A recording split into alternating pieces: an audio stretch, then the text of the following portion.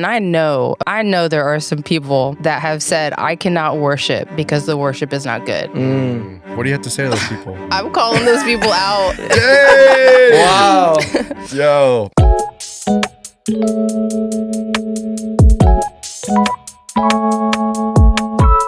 Let me ask this, and maybe this is, a pretty controversial thing, but, we're talking about idolatry a little bit. Yeah. Do y'all think that there's things in the church that we can idolize as Christians? Oh, for sure. In the name of Jesus, For but sure. going back to what we're talking about. For sure. I think worship. I think a lot of people can idolize worship in the church. Wow. Come on. And we can think, We're going there? Yeesh. It's almost like we just pay so much attention to like the product of worship. Wow. Rather than just the act of worship. And I know, That's so good. I know there are some people that have said, I cannot worship because the worship is not good. And what do you have to say to those people? I'm calling those people out. Dang! Wow. Yo. I've been one of those people where I'm like, man, Sure. I'm real distracted right now because the worship is just not the best. Like, come on, we've been there. Yeah, We've all been I know, there. yeah. seriously. Sure. But, people just have an opinion on worship. And it's one of the first things that when they walk into a church, they tend to, determine that if they're going to come back or not. Yeah. Okay. I have something to add to that. So Okay. I was this was like 2012 or something like that, 2013. And I was at a conference. This was in Austin, and it was an Austin Stone conference. Are y'all familiar with them? Austin Stone. Okay. Big church in Austin. They were doing a worship conference. There was a guy who was speaking. His name was Jesse Reeves. And Jesse is like a well-known songwriter. He wrote with Tomlin. He wrote with Charlie Hall, all these great guys. He was like writing with passion before passion was like even a thing. He wrote a song. I think it was How Great Is Our God? Maybe that was the one. Anyways, he gets up there to speak, and this is the last day of the conference. And he says, I've been up since 2 a.m.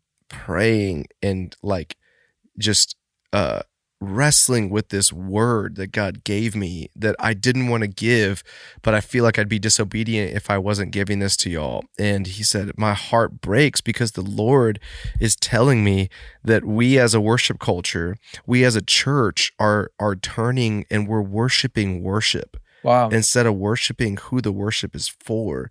And he was crying, and I remember he was so distraught. I remember just watching him like, oh my gosh, like, man, this guy is really burdened by this word, and at the time, Maverick City wasn't around, Passion wasn't big, we didn't even hit the Elevation era, all that stuff. And so that time I was like, man, Hillsong is really the only ones that are big. And I couldn't even see the future and couldn't see what is he talking about.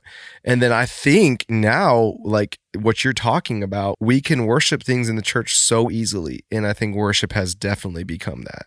Yeah. For sure. Yeah, I agree with all of that, especially working at a church. Like there's been times that I've come in, and if it's a song that I'm not the most thrilled about, or if it's the song that, I've sang 1,000 times and, done tech to 1,000 times at church, it can be such a distraction, I think. Letting that mentality sneak in instead of, just hearing the words for what they are, spending time with the Lord, worshiping in his presence, and setting aside what you think. I think that's part of laying down your cross, you know? And doing what Jesus wants you to do, you've got to lay all that down and just worship for what the Lord has for you, because in that he may have something that you didn't even realize. 100%. And I think worship is not, I think this is where we get it confused sometimes. Worship is not a feeling, it's a choice.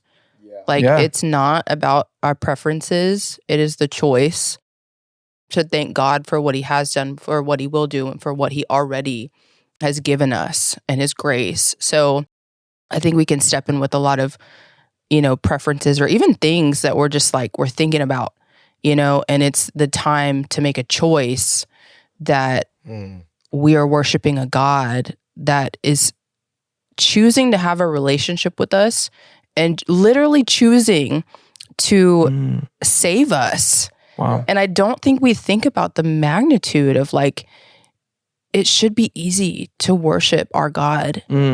It should be easy to, and I'm not saying this in like a condemning way. I'm saying it in a way where even for my own self, I've been convicted where it's like, it should be easy for me to lift my hands right now or for me to get on my knees. You know, it should be easy because what he did was not easy and he's made it easy for us. You know, and I may have a different perspective on this, but I actually think worship should cost us something. I was about to say something similar. I think worship should be costly and, you know, easy, yes, but also costly. It should be easy to offer the Lord something, but we should never walk away from worshiping God without giving something to God. In terms of an offering, right? And I just believe as a church, I think we've lost that a little bit of worship being costly. I think about, you know, in Old Testament when they would enter into the Holy of Holies, thinking about all the things they had to do prior.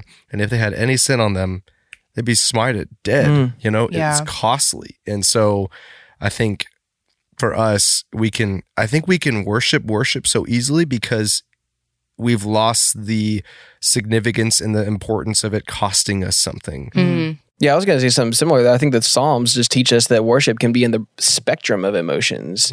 You know, because David was running away from Saul at one point, and he worshiped, and he cried out to God, and then said, "But God, you're greater than all of this." You know, I think that's just as much worship as, you know, if you lift your hands and sing a song. You know, out of your gratitude. Like, I think worship can flow from your hard times. It can flow from your gratefulness. You know, I think that's all worship in how you live.